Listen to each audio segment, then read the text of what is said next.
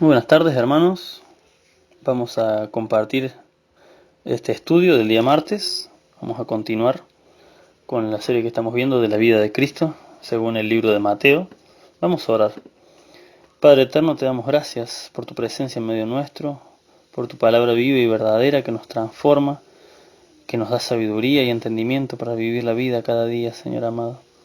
Gracias por tu presencia en medio nuestro, gracias porque si llega a ser tu voluntad, a partir de esta semana podremos volver a reunirnos en un lugar físico, si esa es tu voluntad, por supuesto, y si no, también te daremos gloria. Mientras tanto, seguimos, Señor, por este medio virtual, aprendiendo de tu palabra, con tu palabra que es espada de dos filos, que corta y afecta tanto a los hermanos que están escuchando como a mí que estoy impartiendo esta palabra. Gracias, Señor, por tu enseñanza, en el nombre de Jesús. Te ruego que estas palabras que vamos a hablar hoy, que voy a impartir hoy, Señor, sean verdaderamente de bendición para los hermanos y obviamente también para mi Padre Eterno. Dame sabiduría, dame entendimiento, Señor, en el nombre de Jesús. Amén. Bueno, vamos a ir a Mateo capítulo 5, versículo 21 al versículo 26. Dice así: Oísteis que fue dicho a los antiguos, no matarás, y cualquiera que matare será culpable de juicio. Pero yo os digo que cualquiera que se enoje contra su hermano será culpable de juicio, y cualquiera que diga necio a su hermano será culpable ante el concilio, y cualquiera que le diga fatuo quedará expuesto al infierno de fuego. Por tanto, si traes tu ofrenda al altar, y allí te acuerdas de que tu hermano tiene algo contra ti, deja allí tu ofrenda delante del altar y anda, reconcíliate primero con tu hermano y entonces ven y presenta tu ofrenda. Ponte de acuerdo con tu adversario pronto, entre tanto que estás con él en camino. No sea que el adversario te entregue al juez, el juez al alguacil y seas echado en la cárcel. De cierto te digo que no saldrás de ahí hasta que pagues el último cuadrante. Amén. En la Reina Valera, este pasaje que leímos del 21 al 26 tiene el título de Jesús y la ira. Ese sería el título de esta enseñanza. Bueno, continuamos obviamente con el Sermón del Monte, obviamente, ¿no? La semana pasada habíamos visto que Jesús aclaraba que Él no vino a abolir el Antiguo Testamento ni las leyes que en él hay, sino que se hizo hombre para vivir, cumplir y dar ejemplo de ellos, para que así aprendamos el verdadero significado de la ley de Dios. No es que la ley haya estado mal y que Él vino a corregir, sino que los hombres entendieron mal al quedarse solo con lo superficial y no entender el espíritu que había detrás de los mandamientos. Y a partir del versículo 21, que es lo que leímos, Jesús empieza a explicarnos de una forma mucho más precisa y perfecta cómo se deben interpretar las leyes de Dios. Y vamos a notar que el significado es mucho más profundo que lo superficial, lo cual nos da la pauta de que cuando leemos la palabra de Dios no debemos quedarnos con lo superficial solamente. Tenemos que entender que todo en la palabra de Dios tiene un simbolismo o un significado espiritual. Ese es el primer significado, el más importante, el significado espiritual. Leamos el versículo 21 solamente, dice: Oísteis que fue dicho a los antiguos. Acá se está refiriendo a la ley de Dios que se le dijo a los padres de estos judíos que estaban escuchando este mensaje. Dice: Oíste que fue dicho a los antiguos, no matarás, y cualquiera que matare será culpable de juicio. El Señor empieza explicando uno de los mandamientos más conocidos a nivel mundial. Aún los que no tenían la ley de Dios en otros países, todos los países del mundo tienen la ley de prohibido matar. Está entre los 10 mandamientos, hoy en día es uno de los más conocidos, obviamente. No hay forma de que nadie no conozca el no matarás. Es más, es una ley que está implícita en nuestro ser. Entendemos, aun si nadie nos la explica, cualquier cultura entiende que el matar a otros está mal. Es una ley que está como hasta dentro de nuestra propia carne, entendemos que es algo malo. Y este no matarás en realidad sería, la traducción más exacta sería no asesinarás. ¿sí? De hecho hay versiones de la Biblia, sobre todo en inglés, que dicen no matarás sin causa, ¿sí? Eso explica mejor el espíritu de la ley. No se refiere a no matar por nada, por ningún motivo, porque entonces eso iría contra los mandatos del Señor de la pena de muerte hacia ciertas personas que cometían ciertos delitos. Si Dios les diría, entonces no mates por nada y después les dice, anda y mata. No, el espíritu de la ley es no asesinar, no matar por motivos personales, por violencia personal, por odio, por envidia. Pero en los mismos reyes ejecutaban la pena de muerte, ¿sí? Por eso hay esa disputa de muchos dicen que la pena de muerte no es de Dios. No, si lees el Antiguo Testamento te vas a dar cuenta de que Dios sí aprobaba la pena de muerte porque hay delitos que no se pueden resarcir de ninguna manera. Entonces para el pueblo de Israel les dio esta ley. Si alguien mata, el que a espada mata, que a espada muera. Me imagino a todos a todos o a la mayoría, ¿no? De los presentes en este sermón del monte, ¿no? Que estaban escuchando a Jesús, me los imagino asintiendo con la cabeza, ¿no? Escuchando estas palabras al principio, ¿no? Cuando dice, oíste que fue dicho a los antiguos, no matarás. Y yo me imagino a todos los judíos asintiendo con la cabeza y pensando para adentro suyo, sí, obvio, ¿no? Yo nunca maté a nadie, ¿no? Pero también trato de imaginarme su reacción al escuchar el versículo 22, cuando les dice, pero yo os digo, pero yo os digo que cualquiera que se enoje contra su hermano será culpable de juicio. Y cualquiera que le diga necio a su hermano será culpable ante el concilio, y cualquiera que le diga fatuo quedará expuesto al infierno de fuego. Notemos que Jesús aclara una cosa, ¿no? Aclara que asesinar, el que asesina a una persona, sería culpable de juicio, dice en el versículo 21. Cualquiera que matare será culpable de juicio. Y acá dice que cualquiera que le dice necio, no, perdón, lo primero, que cualquiera que se enoje contra su hermano será culpable de juicio, ¿sí? Pone en la misma escala al solamente enojarse, dice el Señor, que merece el mismo castigo, ser culpable de juicio. Pero el Señor pone o sea, primero que nada pone al que se enoja al mismo nivel que el asesino. Pero los dos casos siguientes los pone en una escala peor o mayor, no sé cómo llamarle. Porque el siguiente, que es el del necio, dice será culpable ante el concilio. Y ya vamos a ver qué significa. Y el tercero, que le dice fatuo, será expuesto al infierno de fuego. Los castigos son cada vez peor porque la ofensa es peor según la escala de valores de Dios. Nosotros solemos tener nuestra propia escala de valores, ¿no? Y creemos que nuestra escala suele ser la mejor, ¿no? Por ejemplo, si vemos cuáles son pensamos, te digo, cuáles son los pecados que vos consideras que son los peores, y seguramente vamos a poner el asesinato, vamos a poner la violación, la violencia, todas esas cosas que nos parecen más impactantes. Sin embargo, una de las cosas que la misma palabra de Dios dice que Dios más aborrece es la soberbia. Es decir, por encima de los asesinatos, sí, la soberbia para Dios es peor que el asesinato. La mentira es peor que aún la violación. Porque la escala de valores de Dios es distinta a la nuestra. Que todos son pecados, que todos están mal, pero lo que Dios más aborrece está en otra escala de valores distinta a la nuestra, y lo vamos a ver a continuación.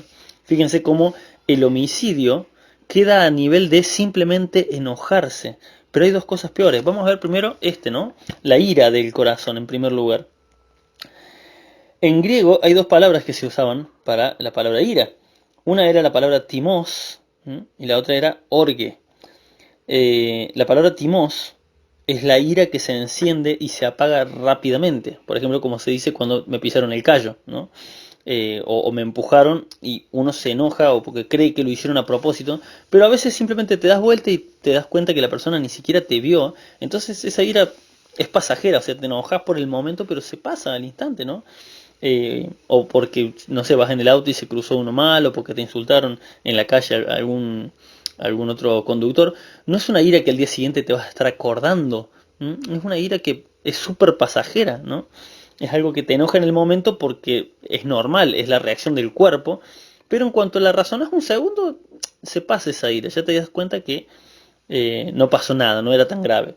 Esa es la ira timos. Pero acá la palabra que usa Señor es esta, es la segunda palabra. En realidad usa una palabra más larga, pero que deriva de esta palabra, la palabra orgue. ¿Qué es esta palabra orgue? El diccionario de griego lo describe como la ira que se abraza, se cultiva o se alimenta en el corazón. ¿Mm? Y también dice, es la ira que es un fuego que se alimenta con pensamientos continuamente y que no la queremos dejar que se apague. Esa es la ira de la cual habla el Señor. Cuando dice cualquiera que se enoje, que se orgue, en realidad dice orguecizo o algo así, cualquiera que se use esta palabra, orgue, que se enoje, esta ira que permanece, que se cultiva dentro del corazón con pensamientos continuamente, ¿m? Esta persona es digna de juicio. Esta última es la ira a la que Jesús se está refiriendo precisamente en esta enseñanza. Es importante que notemos primero que nada algo. Jesús repite 2 veces una frase clave en el versículo 22. Dice, contra su hermano. 2 veces dice, en el mismo versículo dice lo mismo, contra su hermano. Cualquiera que se enoje contra su hermano y cualquiera que le diga necio, y entre comillas y entre comas dice a su hermano. Vuelve a aclarar para que nos quede bien claro de que está hablando de el hermano. Esto obviamente no es al azar, es un mensaje, lo que estamos leyendo es un mensaje que está en el Nuevo Testamento dado por el mismo Jesús, así que claramente está dirigido a nosotros los cristianos, y cuando dice a su hermano, se refiere a los hermanos en Cristo. No hay que buscarle la vuelta, se refiere a esto, a los hermanos en Cristo. ¿Por qué no incluye a las otras personas? ¿Por qué no incluye a los hermanos carnales? ¿Por qué no incluye a las personas del mundo en general? Bueno, yo supongo, porque no lo aclara acá exactamente, pero porque lamentablemente somos más propensos, si ustedes se ponen a razonarlo un segundo, somos más propensos a enojarnos con cristianos que con inconversos. ¿Mm? Somos más propensos a enojarnos con cristianos que con inconversos, ya que entendemos cuando hay algún inconverso, aun si es nuestro hermano en la carne, pero no está en el camino de Dios, y nos hace algo malo, como hijos de Dios, nacidos de nuevo, es como que nuestra mente entiende, y es lógico que actúa así, porque no tiene a Dios en su corazón. Entonces somos más fáciles de perdonar a los demás. Pero cuando vemos a un cristiano actuando mal, nos saca de onda. O sea, no entendemos. Cuando vemos a un cristiano siendo mezquino, egoísta, siendo chismoso, diciendo palabras malintencionadas, que nos damos cuenta que las está diciendo de forma malintencionada, es como que nos causa un cortocircuito en el cerebro y eso genera esa bronca, ese odio adentro del corazón. Porque pensamos, no puede ser que vos estás escuchando la misma prédica que yo todos los domingos y no estás entendiendo esto. ¿Entendés? Entonces es normal que, o sea, es más normal que perdonemos a los del mundo que a los cristianos. Porque nos pasa esto, porque nos creemos más justos que Dios y decimos cómo puede ser que éste no entienda, ¿no? Esa es la ira a la que se refiere Jesús, por eso aclara contra su hermano. Jesús nos está diciendo que la ira es el primer paso que damos hacia el homicidio. Solo que este homicidio no es con las manos, es con el corazón. No podemos llamarnos hijos de Dios si no buscamos pacificar nuestro enojo por alguna ofensa, ¿sí?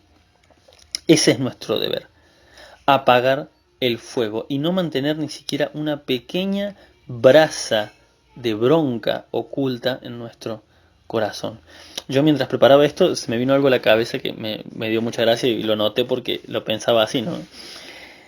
Dios nos mandó a ser bomberos, no a ser parrilleros. ¿Por qué se me vino esto a la cabeza? Bueno, porque ¿qué hace el bombero? Cuando hay un incendio, el bombero va y busca apagar hasta la última ramita prendida para que no vuelva a encenderse ese fuego. Y eso es lo que debemos hacer con el agua de la palabra de Dios, apaciguar todo ese fuego, esa bronca, esa ira que se desata dentro nuestro contra un hermano porque tal vez tuvo una mala actitud, porque tal vez nos habló groseramente. Debemos buscar apaciguar esa ira, o porque nos dijo algo con mala intención, o porque creímos que nos dijo algo con mala intención. Debemos ser como los bomberos, debemos buscar cuál es la última ramita prendida que queda y apagarla con el agua de la palabra de Dios. ¿Y por qué digo que no tenemos que ser parrilleros? Porque ¿qué hace un parrillero, un asador, el que trabaja en una parrilla?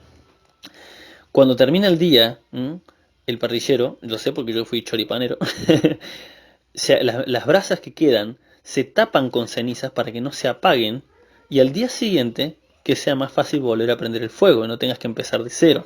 Esas pequeñas brasas que quedaron para la mañana siguiente, vas, le echas una ramita y ¡boom! Prende un papel con una ramita y prende todo de vuelta fuertísimo. No debemos guardar la más mínima brasa tapada con cenizas en nuestro corazón, porque a veces a lo mejor pasa la situación, pedimos perdón o nos piden perdón, pero queda esa brasa adentro, ¿no? Y en cuanto surge una discusión o de vuelta, ahí ¡tac! Sacamos de vuelta la brasa y prendemos el fuego de vuelta porque no la habíamos apagado de verdad. La teníamos ahí reservado por las dudas. Si en algún momento me dicen algo de vuelta, ahí nomás prendo el fuego de vuelta. No debemos ser parrilleros, debemos ser bomberos espirituales.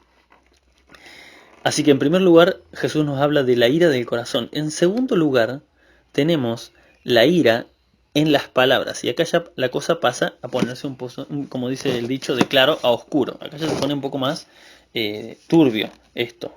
Vamos a ver, dice versículo 22.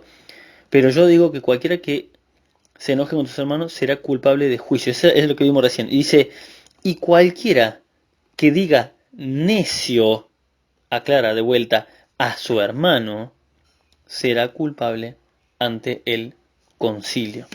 La palabra necio es la palabra en griego jraká, J-R-A-K-A con acento en la última, jraká. Esa era la frase que usaban cuando querían hablar de forma despectiva hacia alguien.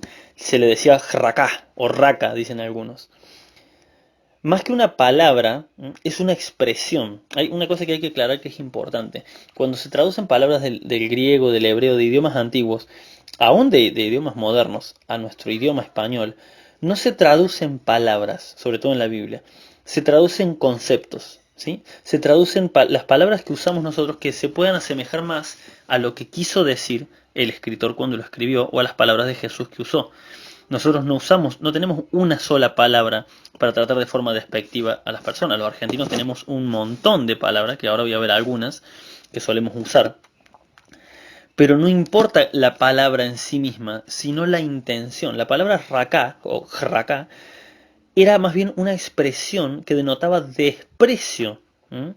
Y este desprecio podía ser, por ejemplo, por el aspecto físico, como por ejemplo cuando decimos pelado, enano, y lo decimos con mala intención, como por desprecio por la capacidad mental. O sea, desprecio porque una persona es lenta a veces para entender. Desprecio porque nosotros escuchamos la prédica y lo entendimos y el otro todavía está renegando con lo mismo. Y entonces, ¿qué pasa? Solemos usar palabras suaves, palabras como burro, palabras como ignorante, que está muy de moda la palabra ignorante, que todo el mundo la usa, ¿no? Sin darse cuenta que ignorante es el que la usa muchas veces.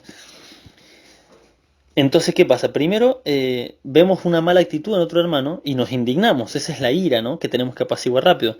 Pero si no la apaciguamos rápido, ¿qué pasa? Empezamos a abrir nuestra boca, procedemos a usar palabras, primero que nada suaves, tales como burro, ignorante, cabeza, pero qué cabeza dura que son estos hermanos de la iglesia, ¿no?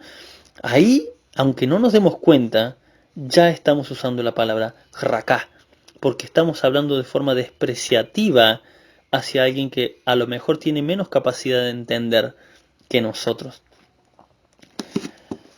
Y obviamente también hay veces que el enojo se va de las manos y por eso decía, lo que hay que traducir es el concepto, porque en nuestro idioma tenemos un montón de palabras que no las vemos como malas palabras, las vemos, son solamente expresiones de desprecio, como por ejemplo tonto, inútil, idiota, imbécil, tarado, estúpido, son palabras que no son malas palabras, pero son todas palabras que la usamos como superioridad moral arrogante. Eso es lo que significa la palabra raká. Usar cualquier palabra, que por más que a veces buscamos usar palabras como estas que no son malas palabras, que las podemos usar, de hecho yo las acabo de decir sin ningún problema. Hay otras palabras que no las diría en una predicación nunca. Pero todas estas palabras son palabras comunes, que a veces uno cuando está enojado, sobre todo esta palabra inútil, esa palabra es una palabra tan ofensiva, es una palabra tan atacante, que cuando uno dice de otra persona, son unos inútiles, no saben hacer nada bien, está usando esta palabra, la palabra raká, una expresión de desprecio porque yo me siento superior moralmente. ¿Mm? Si el castigo para la ira es el juicio común, porque dice que el que mata es culpable de juicio, y el Señor dice que el que se enoja nomás es culpable de juicio. ¿Mm? Si el castigo para la ira es el juicio común, el expresar la ira en palabras ofensivas para el Señor amerita ser juzgado ante la Corte Suprema de Justicia. Cuando dice el concilio, en la traducción correcta es el Sanedrín, era la instancia máxima. Es como si hoy lleváramos ante la Corte Suprema de Justicia a un asesino. No se hace eso. Un asesino se lo juzga en otras cortes inferiores, porque la Corte Suprema está para cosas más graves, como por ejemplo la traición a la patria, la corrupción, para esas instancias más, cosas que afectan a nivel país a toda la gente. Tenemos en este momento a cierta personalidad política que está ahí peleando a punto para no entrar en ese juicio, ¿no? Lo vivimos muy acá, que en cualquier momento, hace años que se está esperando este juicio político que se va a dar en la Corte Suprema de Justicia, ¿no? Ya no hay una instancia mayor. Acá el Señor está diciendo eso. Si la ira era condenable en un juicio común, el expresar esa ira en palabras ofensivas contra otro, aun si el otro no las escucha, capaz que las decimos adentro de nuestra casa solos, enojados, pero las estamos diciendo. El Señor las escuchó. Cualquiera que le dice necio, que le dice jracá a su hermano, será culpable ante el concilio, ante la Corte Suprema de Israel era el concilio. Por lo tanto, hermanos, es mejor que apaciguemos nuestra ira apenas surja. Apenas surja. Vamos a ir rápidamente al libro de Efesios, capítulo 4, versículo 6. Un versículo, perdón, Efesios 4, 26, perdón, 4, 26, un pasaje muy conocido, dice: airaos, o sea, enójense, pero no pequéis. No se ponga el sol sobre vuestro enojo, ni deis lugar al diablo. Este airaos es la misma palabra que usó el Señor, pero en el sentido de que ese enojo sea como el timós, o sea, que sea un enojo pasajero. Muchas veces he escuchado gente que dice, bueno, si te enojaste, tenés todo el día para enojarte antes que se ponga el sol. No, ese es otro error de concepto. No. Cuando dice no se ponga el sol sobre nuestro enojo, no es que nos está dando un tiempo límite para enojarnos. Nos está demostrando, nos está diciendo precisamente que si llegaste hasta ese punto, si la estiraste todo el día el enojo, ya estás en pecado. Ya estás en pecado. No, no es que tenés todo el día para estar enojado. No, apagalo al fuego urgente. No dejes que pase el día y que llegue la noche. Porque si, supongamos, yo me enojo a la mañana y estoy hasta las, no sé, 7, 8 de la tarde, que todavía el sol no se bajó enojado, ¿saben qué va a pasar? Ese enojo ya lo cultivé todo el día en el corazón y mañana me voy a despertar y lo voy a recordar. No. ¿Por qué? Porque ese enojo conservado 1, 2, 3 horas, nuestro enojo de verdad no tiene que pasar ni siquiera 10 minutos. Ni siquiera 10 minutos. Porque ya más de 10 minutos ya es un enojo conservado. No podemos pasar 10 minutos enojados con la misma ira. Debemos ir apaciguando. Puede que a lo mejor se va bajando la bronca y cada vez que nos acordamos, recordamos de vuelta la palabra de Dios y lo vamos apaciguando. Pero si se conservó más de 10 minutos, ya es un problema. No es que tenemos el día entero. Lo que nos está diciendo es que si llega a pasar todo el día, le estamos dando lugar al diablo. Le estamos dando lugar al diablo. Pero hay un peldaño más grave aún en el versículo 22. Fíjense, dice: pero yo os digo que cualquiera que se enoje contra su hermano será culpable de juicio, en la primera instancia. Y cualquiera que le diga necio o jracá a su hermano será culpable ante el concilio. Y cualquiera que le diga fatuo quedará expuesto al infierno de fuego. Apa. Acá ya, esto ya es algo para parar las orejas. La palabra fatuo, y nuevamente vamos con esto de traducir conceptos, no palabras. La palabra fatuos es la palabra moros. Esa es la palabra que usó el Señor, moros. Moros, con acento en la O, así como suena, moros. Es otra expresión de desprecio como raká, pero no por el aspecto físico o por la capacidad mental de la persona, sino por la forma de pensar o de vivir, ¿sí? ¿Saben para qué se usaba la palabra moros? Para desaprobar moralmente al otro de una forma despectiva. Moros se usaba, ¿saben para qué se usaba la palabra moros? Para ensuciar el nombre o la reputación de alguien. Para que todos vean mal a la otra persona. Eso es la palabra moros, la palabra fatuo, que se tradujo al español por fatuo, pero en realidad significa esto. Es una expresión o palabras que usamos para desprestigiar al otro, para que todos sepan lo malo que es el otro. Así que díganme, hermanos, ¿qué palabra o qué palabras ensucian más el nombre y la reputación de otro hermano que los chismes y la murmuración? ¿Qué palabras? ¿Qué palabra de todas estas que dije recién? Tonto, inútil, idiota. ¿Alguna de estas palabras afecta tanto como los chismes y la murmuración? Eso es la palabra moros. Eso es la palabra fatuo. Es buscar usar palabras para desprestigiar a un hermano en Cristo. Ahora podemos entender mucho mejor esta escala de valores de Jesús, porque el odio, en primer lugar, es opuesto al amor de Dios, ¿sí? El desprecio por el otro es totalmente opuesto al Espíritu Santo. Imagínense que el Señor nos hubiese despreciado a nosotros, pero no, Él nos dio su Espíritu. El odio es opuesto a Dios, el desprecio es opuesto al Espíritu, pero esparcir rumores de un hermano puede llegar a destruir familias enteras. El esparcir rumores sobre un hermano de la iglesia puede asesinar carreras, estudios, trabajos, y hasta podemos matar el ánimo, la vida espiritual y la fe de esa persona. Solo porque estamos enojados con otra persona, porque empezamos a hablar de esa persona de más. Podemos destruir familias y a hermanos en Cristo y vidas espirituales. ¿Por qué? Simplemente porque un hermano tal vez nos habló mal, porque a lo mejor había tenido un mal día en la casa, con su esposa, con sus hijos o en el trabajo había tenido un mal día y nos respondió mal, y por culpa de eso, ahora hablamos mal de ese hermano. Porque no me gustó lo que me dijo, porque no me gustó lo que dijo, o el pastor, o Mike, o Guillermo, cualquier hermano que predique, no me gustó lo que predicó, estoy seguro que lo dijo por mí, y guardamos ese rencor y ya empezamos a hablar, empezamos con el chisme, con la murmuración, y ese es el más grave de los tres, más grave que la ira, más grave que los insultos, es la palabra moros. Es palabras que usamos para desprestigiar a los otros.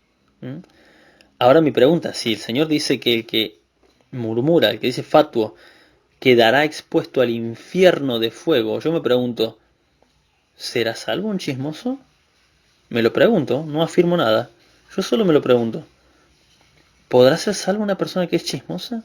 ¿Una persona murmuradora que habla mal de los hermanos de la iglesia? ¿Podrá ser salvo? ¿O será que no es salvo y no lo sabe todavía? Es bastante grave la acusación que nos hace el Señor, porque esto es una acusación, ¿eh? Es una acusación directa. Si estamos haciendo esto, nos está diciendo que somos dignos de juicio y que podemos quedar expuestos al infierno de fuego. No es que perdemos la salvación, tal vez simplemente nunca la tuvimos y no lo sabemos. Estas son medidas o varas estándar que el Señor da para que midamos cómo está nuestra vida. ¿Estamos en el camino del Señor o no estamos? ¿Estamos practicando estas cosas? Porque si estamos practicando estas cosas hay un problema más grave, más grave que el chisme. Tal vez no somos salvos.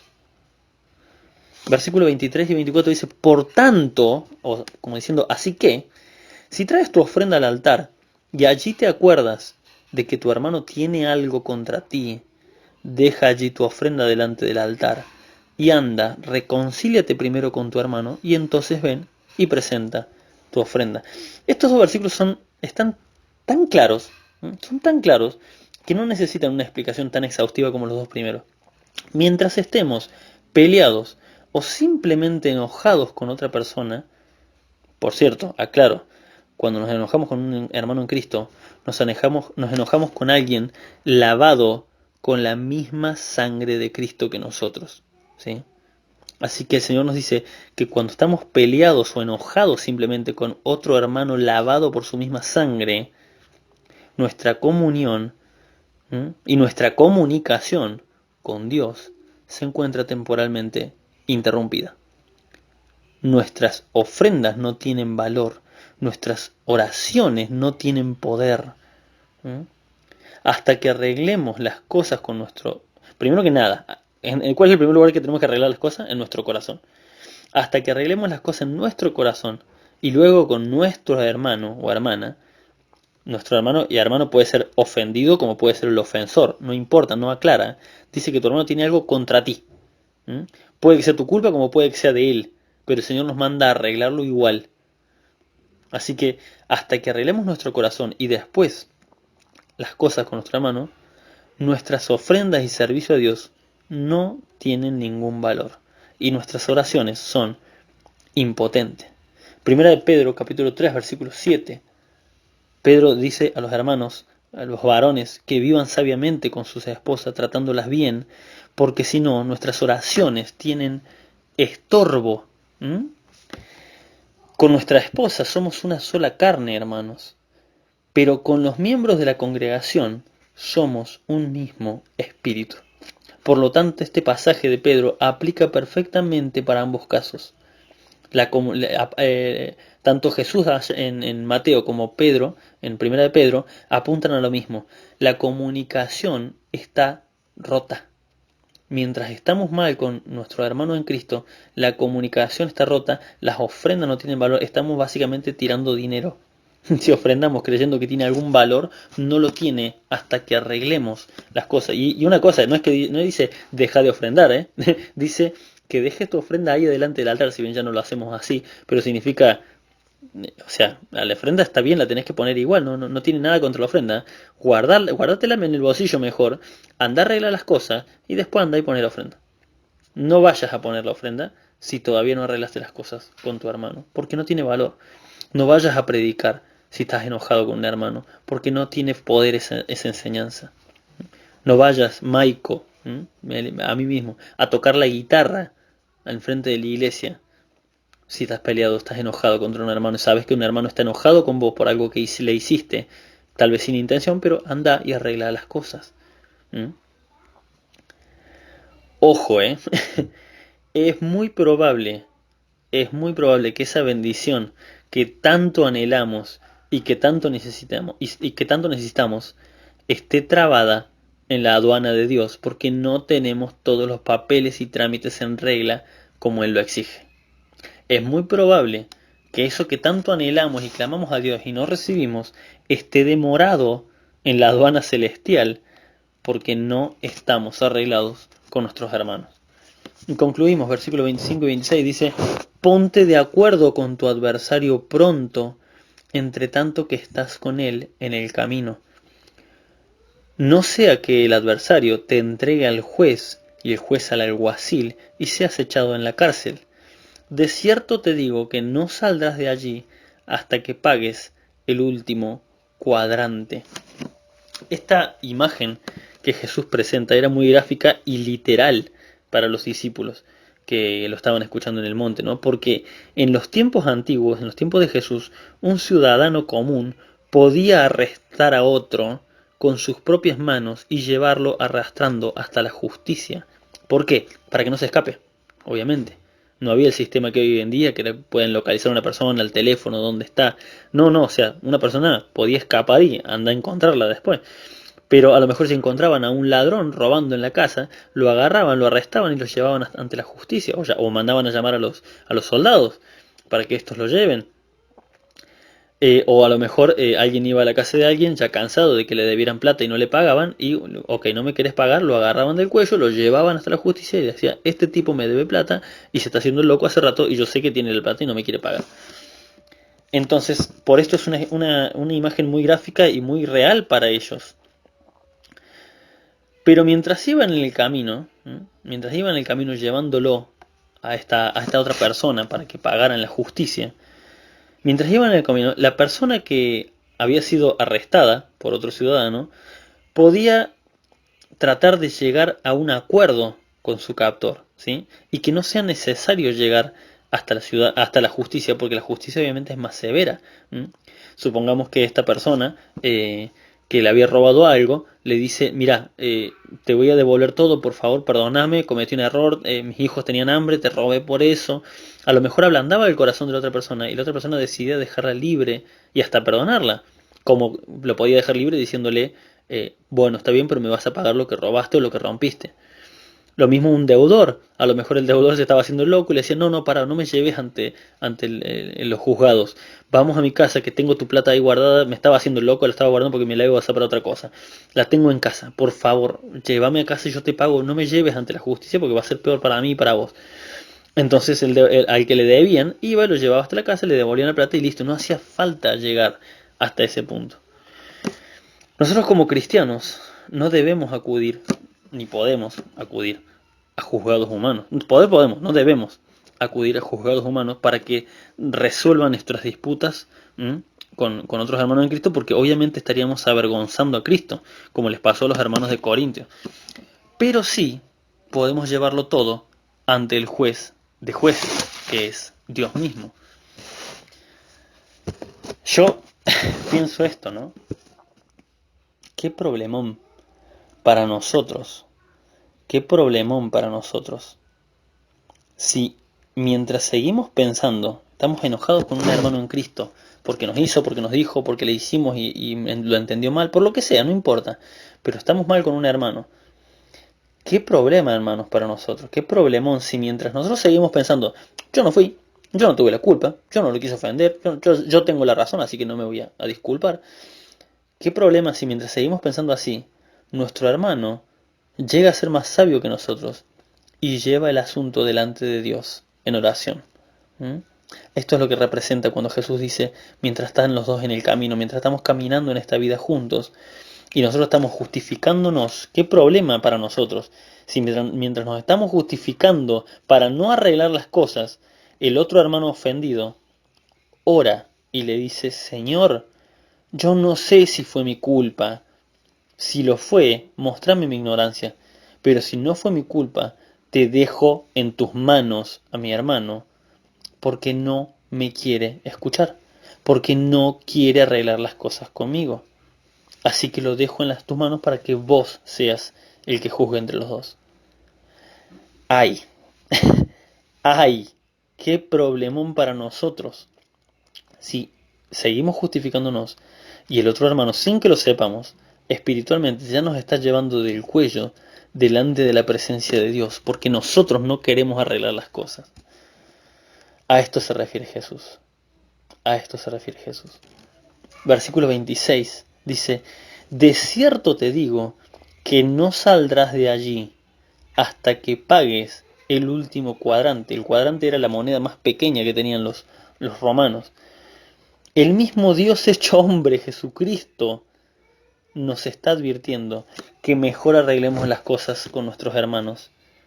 ¿Mm? Que mejor arreglemos las cosas con nuestros hermanos en Cristo antes de que la cosa llegue a las manos de Dios. Porque ahí cuando llega a las manos de Dios, cuando ya los métodos humanos ya fracasaron todo y el hermano no me escucha a mí, no escucha al pastor, no escucha a los otros hermanos que están tratando de razonar con él, no quiere escuchar a nadie y sigue y sigue y sigue y sigue con lo mismo, ¿saben qué se hace? Se lo entrega al Señor. ¿Mm? Se lo entrega al Señor, del Señor, hacete cargo. Hacete cargo porque yo ya no puedo. Lo traigo delante tuyo. Qué problemón para nosotros si estamos del otro lado. Si somos los hermanos sabios, ojalá seamos los sabios. Ojalá seamos los que queremos arreglar las cosas y no quieren arreglar las cosas con nosotros. Entonces, bueno, vamos a ser libres de culpa y cargo porque quisimos arreglar las cosas y el otro hermano no quiso. Pero qué problemón para nosotros si estamos del otro lado sin darnos cuenta. Con frases como yo no tuve la culpa, yo no lo quise ofender, así que no tengo por qué ir a pedirle perdón.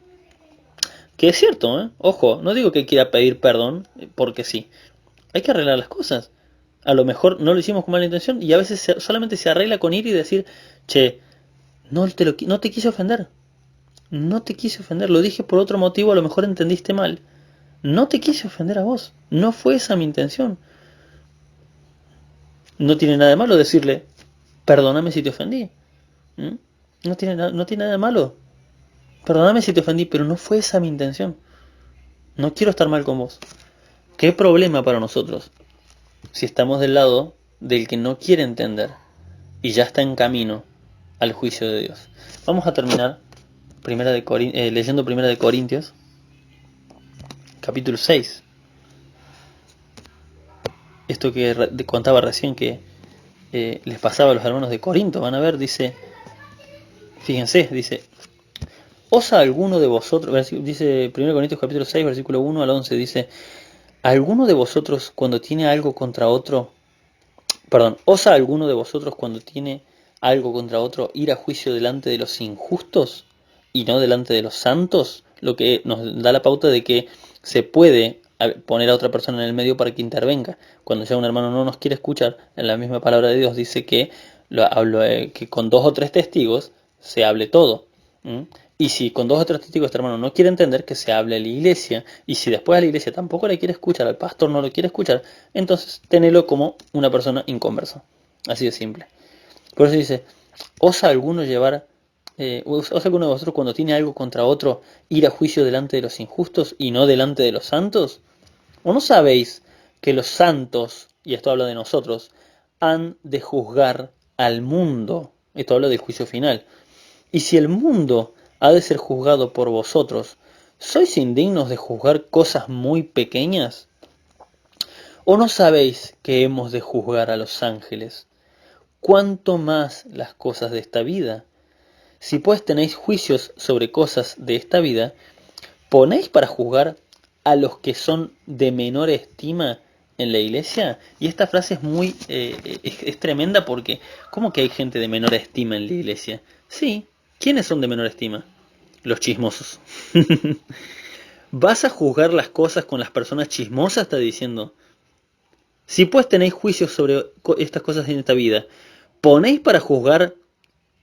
O sea, le llevas estas cosas que te está haciendo este hermano, ¿las vas a llevar delante de los más indignos? ¿De los que sabés que son chismosos? No. Exponedlo, si el hermano no te quiere escuchar, exponelo al pastor. Exponelo a hermanos más sabios. No al que ya sabes que va a salir a desperdigar cosas. Dice Pablo, para avergonzaros lo digo. Pues qué, ¿no hay entre vosotros sabio, ni aun uno que pueda juzgar entre sus hermanos? Sino que el hermano con el que pleitea en juicio, y esto ante los incrédulos. Así que, y ante los incrédulos, esto no se refiere necesariamente de llevarlo a un juicio humano. A veces estamos exponiendo nuestras peleas delante de hermanos nuevos en la congregación, que todavía no se han convertido, que todavía no han nacido de nuevo. Ellos también son incrédulos, que todavía no han tenido ese encuentro con Dios, pero están asistiendo a la iglesia. Y estamos llevando estas peleas delante de estas personas que todavía no tienen la madurez espiritual. Versículo 7. Así que, por cierto, es ya una falta en vosotros que tengáis pleitos entre vosotros mismos. ¿Por qué no sufrís más bien el agravio? ¿Por qué no sufrís más bien el ser defraudado? Fíjense lo que dice Pablo, que mejor suframos el agravio. O sea, en cierta forma, bancátela. No estés desperdigando que el hermano te hizo tal cosa. Eso está diciendo. ¿Por qué no sufrís más bien el agravio? Porque mejor no lo asimilás a ese dolor y decís, bueno, listo, ya está. Es parte del caminar en Cristo que otros hermanos te vean mal. No hace falta llegar a pleitear, no hace falta llegar a nada. Muchas ofensas se pasarían por alto, ¿m? Y nunca llegarían a nada si simplemente hacemos de cuenta como que no nos dijeron nada. ¿Por qué tenemos que todo tratar de no, pero me dijiste así, y yo sé que lo dijiste por esto? Si lo pensaste eso, hermano, y sos maduro en la fe, la mejor opción que podés hacer es sufrir el agravio. Decir, ok, lo sufro dentro mío, ya está. Me dolió, la verdad me dolió. Señor, no quiero amargarme, no quiero estar mal. ¿Mm? No quiero estar mal. No, yo quiero estar bien con vos, Dios. No, voy a hacer de cuenta como que no escuché eso que dijo con mala intención mi hermano, o que yo creo que lo dijo con mala intención. Me lo voy a tragar. No me importa. No, ni siquiera voy a ir a decirle nada. La próxima vez que lo vea lo voy a saludar con un abrazo y con un beso y no va a ser fingido. Porque yo sé que lo que dijo no se dio cuenta de lo que dijo. Y si lo dijo con mala intención, bueno, está en tus manos. No me importa. Yo no voy a ser parte. Yo voy a imitar a Cristo. Cristo no andaba tratando de arreglar las cosas con los fariseos, hermano. No andaba con, ay, te ofendí, fariseo, te ofendí, escriba. La palabra que dije fue muy dura. No, lo que decían de él, bueno, decilo, ¿qué crees que te diga? Él solamente se dedicaba a predicar. ¿Se ofendían? Por supuesto que se ofendían. Pero cuando lo ofendían a él no devolvía el agravio. Él no devolvía la ofensa. Y debemos ser imitadores de Cristo. En todo. En esto inclusive. En recibir el agravio. El fraude. Fíjense que la Biblia dice que... Perdón, me estoy extendiendo porque me está viniendo esto a la cabeza, ¿no? Pero digo, fíjense que la misma Biblia dice que el Señor sabía que Judas estaba defraudando a Cristo con las ofrendas. Porque las ofrendas que la gente daba para el ministerio de Cristo las manejaba Judas. Y Jesús sabía perfectamente esto y no le decía nada. ¿Mm? No quiere decir que si nosotros sabemos dentro de la iglesia que se está haciendo esto no tenemos que actuar nada. Pero ¿a quién estaba afectando? A Cristo.